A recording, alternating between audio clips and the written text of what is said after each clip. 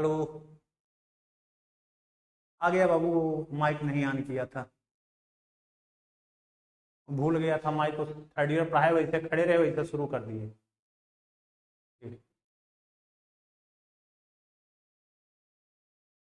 कम से कम ये चेक करना चाहिए आवाज आ रही है नहीं आ रही है। हम बाज चुके इतना, अरे तो कम से कम तुम लोगों को देखना चाहिए ना यहाँ। चलो ध्यान दो। वो माइक हमीश ऑफ किए थे, थर्ड ईयर पढ़ा रहा था, ऑफ करके बात कर रहे थे और सुशिम शुरू कर दिए। चलिए कोई बात नहीं है, फिर से हम बता दे रहे हैं कि हम ये कह रहे हैं कि सीक्वेंस की हम लोग बात कर रहे थे। सीक्वेंस के बगैर हम लोग इनफाइनाइट सीरीज यानी कि दोनों यूनिट, जो इनफाइनाइट सीरीज की दोनों यूनिट है उसके बारे में हम चर्चा नहीं कर पाएंगे जब तक हम सीक्वेंस के बारे में नहीं जानते रहेंगे। ठीक है, तो इनफाइनाइट सीरीज के लिए हमको सीक्वेंस जानना है, तो हम सरसरी निगाहों से सीक्वेंस की जो कंडीशंस हैं, छोटे छोटे कंडीशंस जिसकी हम लोगों को आवश्यकता पड़ेगी, उसको एक बार पढ़ लेते हैं। भले ये भी जल्दी ही हाल ही में पढ़े हो, ठीक है, तो पढ़ना जरूरी है उसको, बिना उसके नहीं काम हम लोग कर सकते हैं।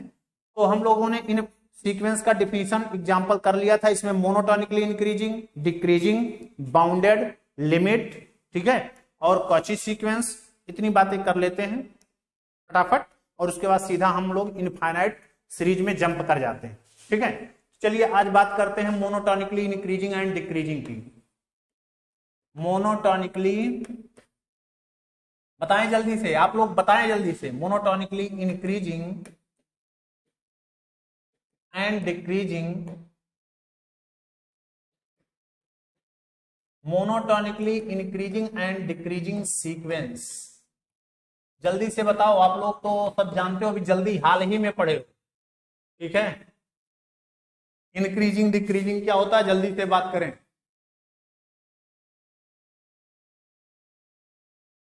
वही बता रहे हैं और क्या। राज दुबे पूर्णतः आ रही है, सही है, ठीक है। इंक्रीजिंग में क्या होता है, हमने आपको बताया था कि आपका टर्म जो है, एक टर्म, दूसरा टर्म, तीसरा टर्म, चौथा टर्म, पांचवा, छठवां, ऐसे बढ़ता जाता है ना। तो कह रहे हैं ज्यो ज्यो हम आगे बढ़ते जाएं, सीक्वेंस के टर्म की वैल्यू भी क्या होती जाए, बढ़ती जाए, या क्या रहे, कांस्टेंट रहे, मतलब बराबर रहे। तो ऐसे सीक्वेंस को कहते थे क्या, मोनोटोनिकली इंक्रीजिंग। और हम पहले टर्म से शुरू करें, आगे बढ़ते जाएं, अगर सीक्वेंस के टर्म की वैल्यू क्या होती जाए, पहले हमको बड़ा मिला फिर उसके बाद छोटा मिलना शुरू हो जाए, मतलब पहला सबसे बड़ा है और उसके बाद आगे टर्म की वैल्यू छोटी मिलनी शुरू हो जाए, तो ऐसे सीक्वेंस को हम क्या कहते हैं, डिक्रीजिंग सीक्वेंस कहते हैं। तो यही बात का डिफिनेशन आप लिख दीजिए, फिर आगे बढ़ जाते हैं फट से। If n belong to n be a sequence of real number, then an या it is called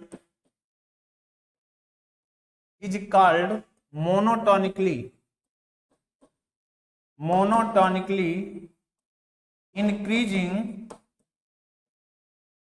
या कहीं कहीं लिख दिया जाता है नॉन डिक्रीजिंग, मतलब डिक्रीज नहीं कर रहा है। मोनोटोनिकली इंक्रीजिंग या नॉन डिक्रीजिंग सीक्वेंस कब हो, बोलो जल्दी से। इफ n अगर लेस देन है किससे, m से, तो nth टर्म भी क्या हो, छोटा हो या उसके बराबर हो। For all m belong to n, मतलब जो नेचुरल नंबर छोटा है उस पर छोटा पहले टर्म मिलेगा, तो यानी कि पहले जो टर्म मिल रहा है उसकी वैल्यू छोटी हो आगे वाले टर्म से या बराबर हो। या इसी को हम लोग ऐसे भी लिखते थे, or an is less than or equal to am, an is less than or equal to an plus 1 और ऑल n बिलोंग टू। ठीक, आगे बढ़ते जाओ, टर्म की वैल्यू बढ़ती जाए या बराबर हो। ठीक है, x7 is less then x2, F of x7, Rahul Singh. हम सीक्वेंस की पूछ रहे हैं, फंक्शन की नहीं।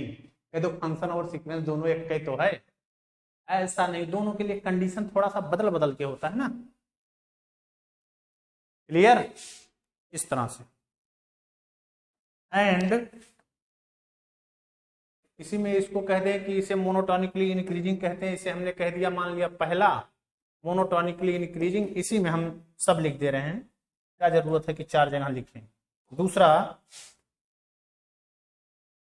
an is called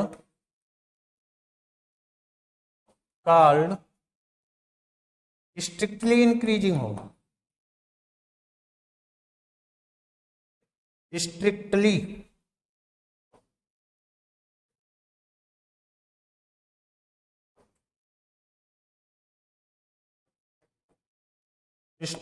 increasing.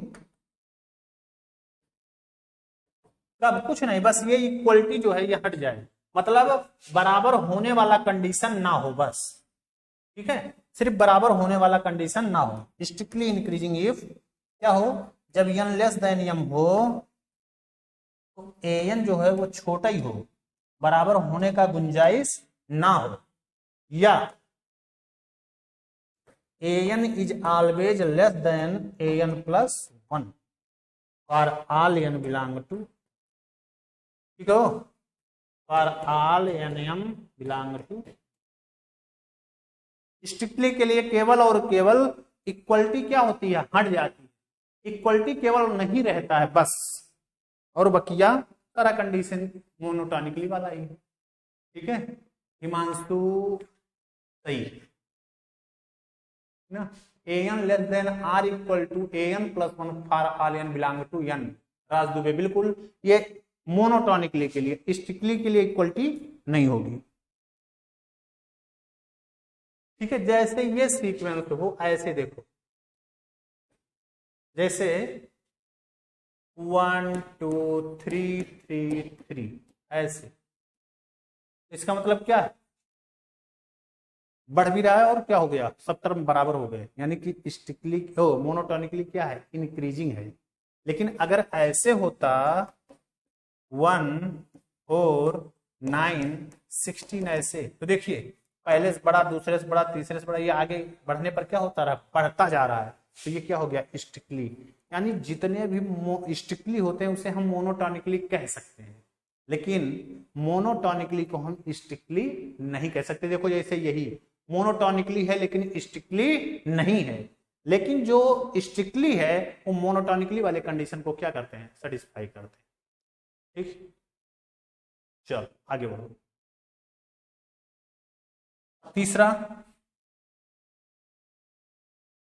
यही बात हम यहीं पर कर दे रहे हैं। तीसरा, an is called monotonically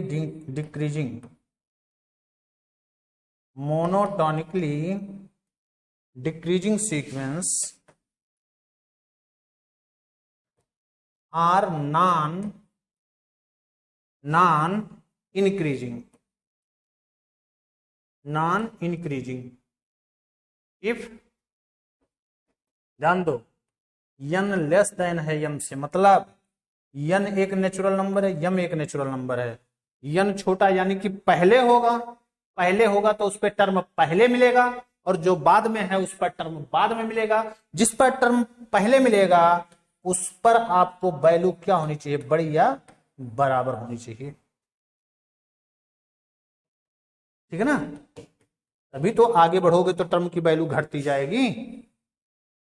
are, इसी को दूसरे तरीके से हम लोग कहते हैं an is greater than are is equal to an plus 1 for all n belong to, ठीक हो,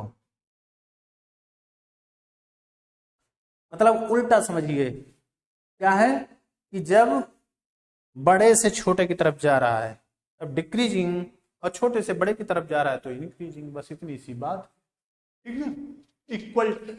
इक्वलिटी केवल बदल जाती है, ये बकिया सब कुछ वही है, ठीक है। स्ट्रिक्टली भी यहीं लिख दीजिए। चौथा, स्ट्रिक्टली का भी लिख दीजिए।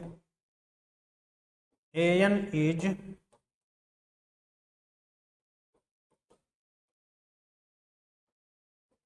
स्ट्रिक्टली डिक्रीजिंग, स्ट्रिक्टली डिक्रीजिंग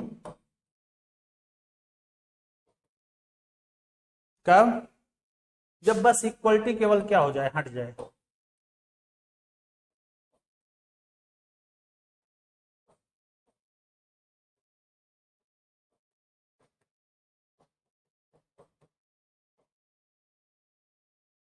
ठीक है, or a N is greater than किससे, ए एन प्लस।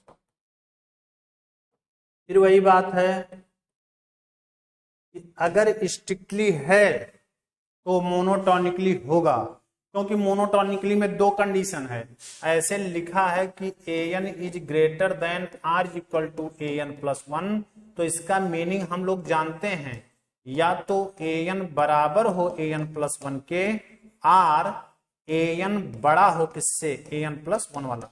तो देखिए स्ट्रिक्टली वाला कंडीशन इसके अंदर क्या है, मौजूद है, ये वाला कंडीशन, यही तो स्ट्रिक्टली का है।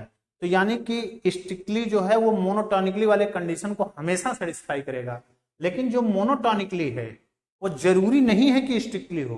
क्यों? ये सीक्वेंस हमने ले लिया, देखो 1 1 1 1 कांस्टेंट सीक्वेंस है, सभी टर्म इसके बराबर हैं, चाहे मोनोटोनिकली इंक्रीजिंग के अंदर ले जाओ चाहे मोनोटोनिकली डिक्रीजिंग के अंदर ले जाओ, दोनों के अंदर ये रहेगा। ठीक है, लेकिन ना तो ये स्ट्रिक्टली इंक्रीजिंग है ना तो ये स्ट्रिक्टली डिक्रीजिंग है। ठीक है ना, ये बात हम लोगों को दिमाग में रखनी है कि स्ट्रिक्टली है तो मोनोटोनिकली होगा, लेकिन मोनोटोनिकली है तो जरूरी नहीं है कि वो स्ट्रिक्टली हो। ठीक है, बार बार हम लोगों ने फर्स्ट ईयर में भी प्रयोग किया है। स्ट्रिक्टली है तो मोनोटोनिकली कह सकते हैं, लेकिन मोनोटोनिकली है तो जरूरी नहीं है कि वो स्ट्रिक्टली हो।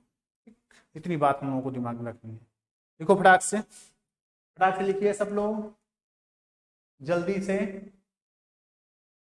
जल्दी।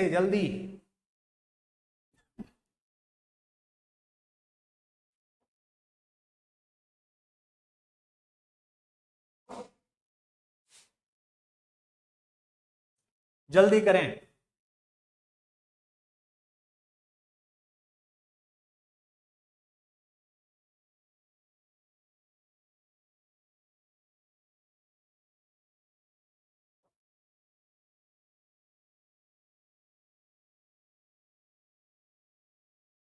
जल्दी करिए।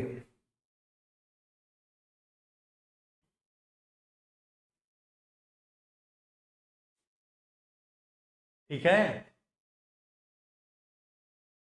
चलिए आगे बढ़ते हैं। बाउंडेड का डिफिनीशन बताओ सब लोग फटाक से। What is the bounded sequence? जल्दी से बताएं, बाउंडेड सीक्वेंस क्या होता है? बाउंडेड सीक्वेंस, बाउंडेड सीक्वेंस का डिफिनीशन बताएं जल्दी से। What is the bounded sequence? Bounded sequence किसे कहते हैं? जल्दी बताएं, जल्दी करो। What is the bounded sequence? जवाब दीजिए। आपसे जवाब की उम्मीद करते हैं, क्योंकि अभी जल्द ही आप लोग पढ़े हैं इस बात को। ठीक है, जल्द ही आप लोग पढ़े हैं, तो इसलिए हमको ये उम्मीद है कि आपको थोड़ा बहुत तो याद ही होगा। What is the bounded sequence? ध्यान दीजिए, आप लोग बोलेंगे नहीं, कौन बोला, कोई कुछ बोला। Upper bound and lower bound दोनों हो सीक्वेंस बाउंडेड होगा। Has upper and lower bound then it is called bounded. Having upper bound and lower bound, Sanjeet बिल्कुल यही हम कहना कि आप लोगों से उम्मीद कर सकते हैं। अपर बाउंड से मतलब क्या है? एक ऐसा नंबर एग्जिस्ट करना चाहिए जिससे सीक्वेंस का सारा टर्म क्या हो, छोटा या उसके बराबर हो। एक ऐसा नंबर होना चाहिए जिससे सीक्वेंस का सारा टर्म बड़ा या उसके क्या हो, बराबर हो। जैसे लोअर और अपर। तो अगर सीक्वेंस के पास दोनों है, लोअर भी है अपर भी है, तो उसे हम लोग क्या कहते हैं, बाउंडेड। मतलब सीक्वेंस का हर टर्म, ध्यान रहे, सीक्वेंस का हर टर्म किन्हीं दो नंबरों के बीच में ही क्या करे, लाई करे। बाउंड ऊपर और नीचे से बाउंड होने का क्या मतलब है कि सीक्वेंस का सारा टर्म दो ही नंबर, कोई दो ऐसा नंबर एग्जिस्ट